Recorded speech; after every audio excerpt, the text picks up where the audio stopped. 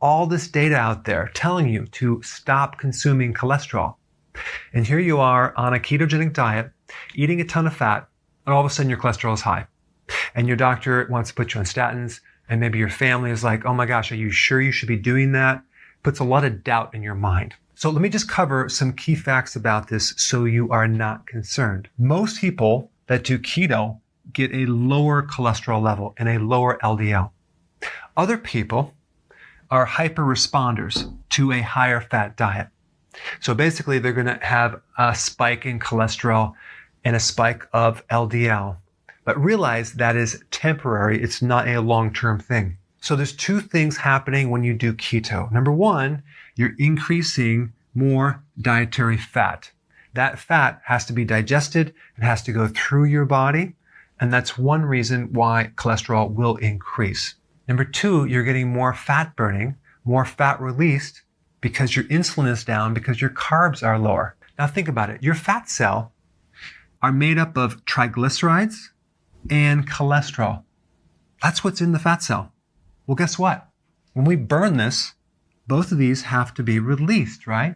So because you're no longer running on glucose as much, you're running primarily on fat fuel. Well, guess what? These two are going to be released and they have to come out through the body. Okay, so now let's talk about total cholesterol.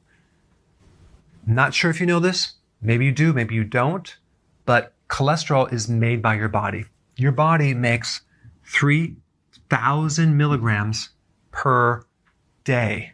Your liver produces most of it, okay? So if your body makes it, is it really that bad? So the reason why your body makes so much is this is a necessary substance that you need to make the membranes or outer coating or walls of your cells. So the cellular walls of your cells are made out of cholesterol.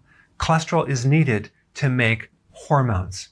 Cholesterol is needed to make bile to help you digest. Cholesterol is needed to make vitamin D. Cholesterol is needed to repair the body. So cholesterol is not just this thing that clogs up the arteries and causes a heart attack.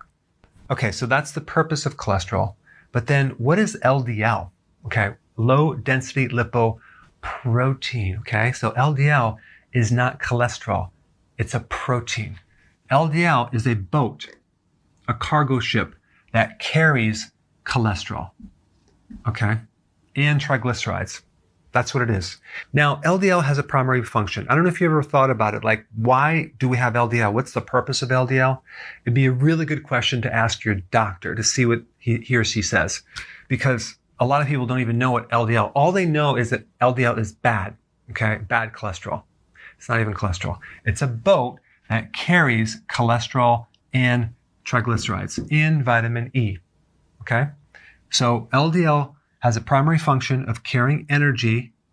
What's the energy? It's the triglycerides, because now your body is running off of fat. This is the fuel source. You're no longer using glucose, you're using fat. Triglyceride is the main fuel source. So LDL has to carry that energy. Now, if your body's now running on fat fuel, is it possible that you might need more boats to carry more of this around to the cells? That's what happens. So LDL has a primary function of carrying energy and nutrients to the cell, and it provides the triglycerides for energy. Now, the cholesterol that is being carried with it on this little boat is there to repair anything that's damaged and along for the ride. So here we have this little boat that's delivering the triglycerides to the cell, cholesterol to the cells that need it, and other functions too, like destroying pathogens, acting as an antioxidant, supplying raw material for the cell membranes and the hormones and the bile and the vitamin D. So it's doing all those actions. And then once it unloads all this cargo, HDL comes from the vascular system and brings it back into the liver to recycle it. So we have this great exchange of this LDL boat bringing things to the cell, and then HDL taking what's left and bringing it back to the liver to recycle. That's the simplicity of it. So is LDL really bad and HDL really good? No, they're both good. They both are necessary for this thing to happen. Now, there's another term I want to define. It's called remnant cholesterol. What is that? Well, most people think that when they get their cholesterol values back, that their total cholesterol really is just LDL plus HDL. That would give the total cholesterol. But that's not entirely true. There's something called remnant cholesterol, which is basically taking the total cholesterol and minusing the LDL and the HDL, and then you get an amount. That's the extra cholesterol that doesn't make up LDL and HDL. And remnant cholesterol is one of the best predictors of heart disease, way more important than LDL or HDL. And it's very easy to figure this out. All you do is you take your total cholesterol minus LDL and HDL, and you get this number. If the number is less than 17, that's optimal. If the number is between 18 to 23, it's okay. If the number is between 23 to 29, that's concerning. If the number is over 30, there is a problem. But you're going to have higher amounts of remnant cholesterol when your insulin is too high. So you're really only going to see higher numbers of remnant cholesterol when you're consuming the wrong foods and your insulin is too high.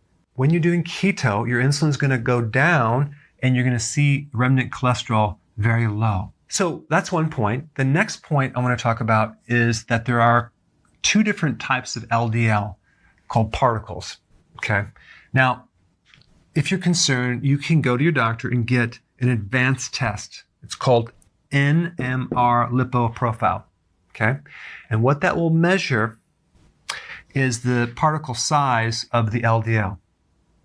And there's two patterns, pattern A and pattern B.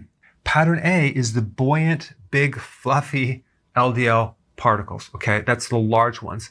Those are non-concerning, they're floating around, and they're not going to create damage, okay? Then you have the pattern B, which are small, dense type particles, and those are the ones that are more likely to create plaquing and a clogged artery, okay? And of course, you're going to see this when you have high insulin and you're on a high refined carbohydrate diet. When you keto, you'll see more of this. So I just wanted to cover several points on why your cholesterol and LDL may spike temporarily when you do keto. And it's not just a simple answer. You have to really understand the whole picture of what's happening and really understand what cholesterol is and what LDL is and what it's doing. And I highly recommend that you watch all the videos that I have on cholesterol, as well as the videos from a guy by the name of Dave Feldman, which I put a link down below, and he'll give you additional data on the topic. And I'll also include a few links down below of some keto-friendly cardiologists. All right, guys, thanks for watching. So if you want more knowledge on how to create a healthy body, subscribe now and get daily notifications. Daily notifications, that sounds weird. Well, I'll just remind you on a